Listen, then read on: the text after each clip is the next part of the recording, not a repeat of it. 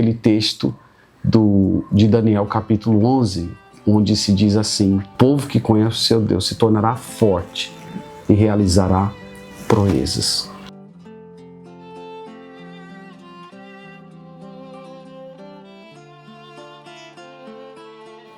Por que não tem noção, Paulo? O que passa na sua cabeça? Porque a gente sabe o que sofreu aqui. E Deus não nos tirou daqui. Porque numa dessas, já no final, o irmão Borges, já morreu o irmão Borges. Chegou aqui na porta aqui, desce. Pegou no braço de Paulo assim, disse: olha, irmão, não venho mais aqui não. Eu vou embora, o senhor fique aí, cuide da igreja. E eu não aguento mais isso não vou embora, eu vou para outra igreja. Aí Paulo pegou no braço dele e fez assim: irmão, eu nunca tinha visto Paulo falar tão pesado assim. Botou o dedo no nariz dele: você não vai daqui para lugar nenhum, você vai ficar aqui comigo, a gente vai fechar a porta da igreja, nós vamos ficar com a chave na mão, eu e você, mas enquanto tiver uma pessoa aqui dentro, somos nós que vamos conduzir, segurar. Paulo estudou teologia e começou a se fortalecer na palavra. Eu, por outro lado, fui ser a Marta. Fui cuidar das coisas que tinha que fazer. O tempo da igreja caindo, a secretaria largaram tudo lá, era papel por todo lado. Era tudo muito rudimentar.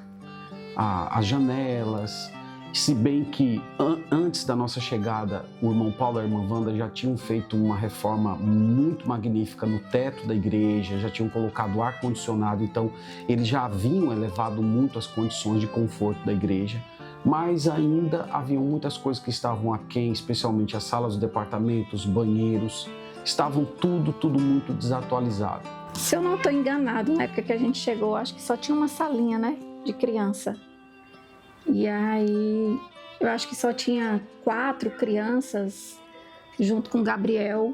A igreja estava bem pequena, né? Tinham aproximadamente uns 22 membros, né?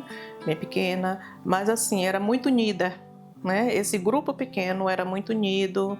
Foi um momento muito difícil, né? Na vida da igreja, mas os irmãos que estavam na liderança, mas havia uma união muito grande, era uma família, era um grupo pequeno, uma família, né? Todo mundo unido, todo mundo com o mesmo objetivo, com a mesma fé, o mesmo objetivo. Era muito legal. A gente estava sem pastor, né?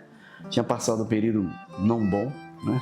Mais ou menos quase 3 anos sem pastor a igreja. A gente procurando, vinha um, pregava, a associação mandava um, pregava, a igreja não gostava. E Paulo dizia assim: olha, enquanto vocês não ouvirem um pastor aqui, e a igreja inteira diga amém. Se tiver mais de 90% de aprovação, nós não vamos convidar. Então trazia um pastor, não gostava, trazia outro, não gostava. O pastor Adil ligou para Paulo, disse assim: Paulo, vem um pastor do Ceará fazer uma conferência aqui na minha igreja. Que ele é formado em música, tem um bom conhecimento teológico. Tudo indica que ele é um pastor de futuro. Eu fui professor dele, conheço bem ele. Agora ele é jovem, tem 32 anos. Aí Paulo disse assim: isso não é o problema. E nós fomos no sábado à noite, lá na igreja, para ouvir a pregação dele. E chegamos lá, quando ele começou a falar, Paulo olhou para mim assim, disse assim: Wanda, esse pastor aí tem futuro. E depois que terminou o culto, todos os pastores, todos, do campo inteiro, estavam lá. Esse é o pastor da Pituba. Esse é o pastor da Pituba, não era o pastor para Pituba. Aí Paulo terminou o culto, Paulo chamou o pastor, daí fez o pastor Adil e disse assim: Adil, eu tenho que levar esse pastor para ele pregar lá na igreja. Aí eu cheguei, disse assim: levantamos cedo, vamos buscar ele lá. E chegou aqui, Paulo entregou o púlpito a ele, essa igreja comande. E quando ele terminou de pregar, a igreja toda disse assim, amém. Todo mundo em cima de Paulo, assim, irmão Paulo, pelo amor de Deus, chama esse pastor. E foi aquela agonia dentro da igreja.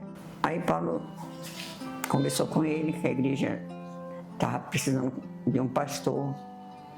E ele tinha gostado muito da pregação dele. A igreja também, ele percebeu que a igreja ficou muito feliz.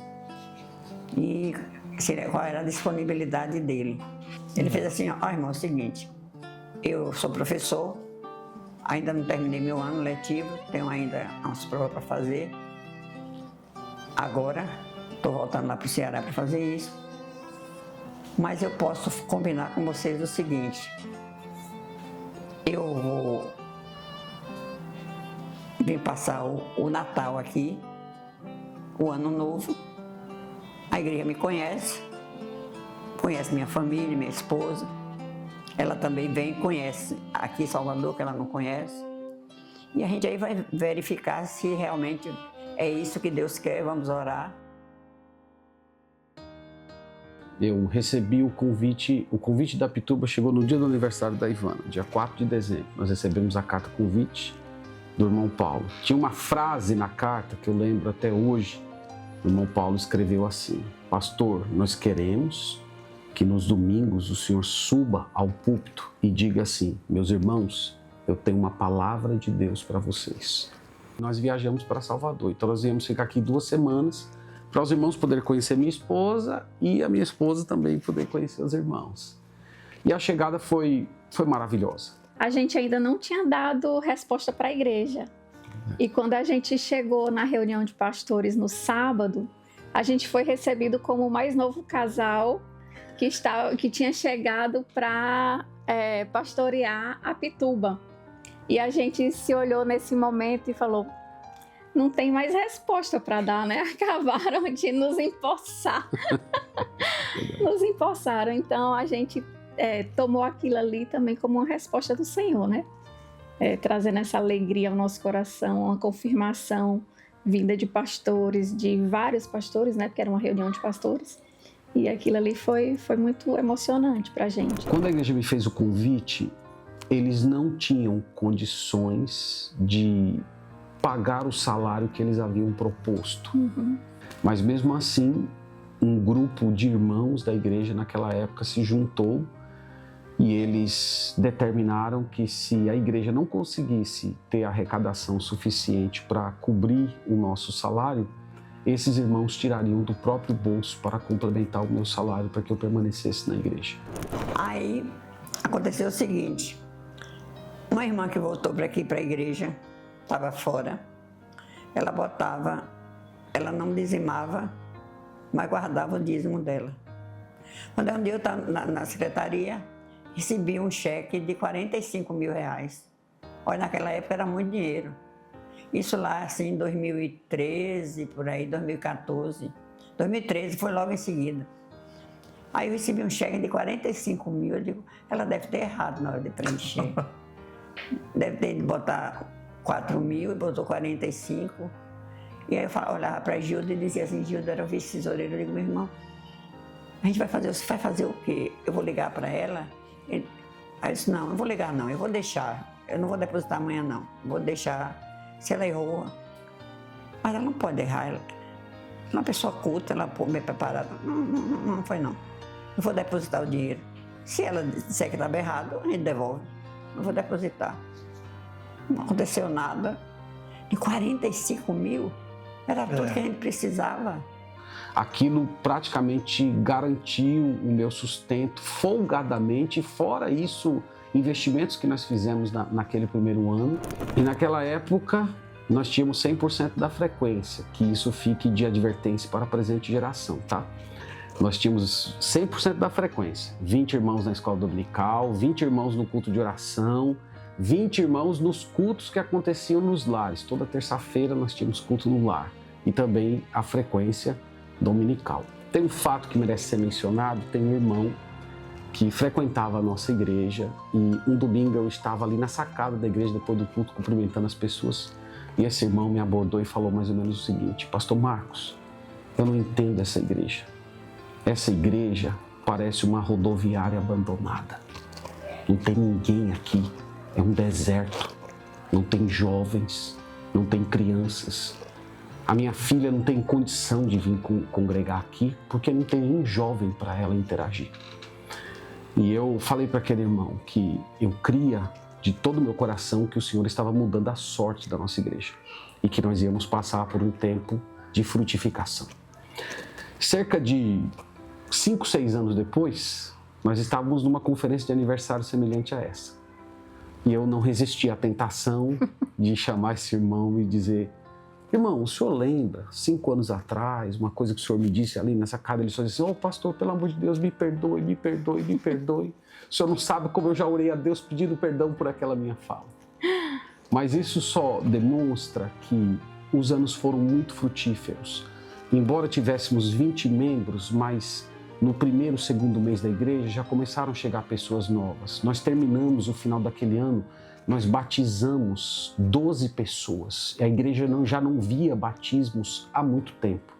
Então, entre batismos e novos irmãos que chegaram de outras igrejas, nós terminamos o primeiro ano com quase 50 irmãos. Então, isso serviu para levantar o ânimo da igreja, a disposição dos irmãos servirem, trabalharem e a implantação dos ministérios, especialmente o ministério infantil. Quando eu cheguei aqui, a igreja era uma igreja bem humilde, né? Isso aí, eu tinha uma visão totalmente diferente do que era Apituba. Uma igreja bem simplesinha mesmo, os irmãos me receberam muito bem.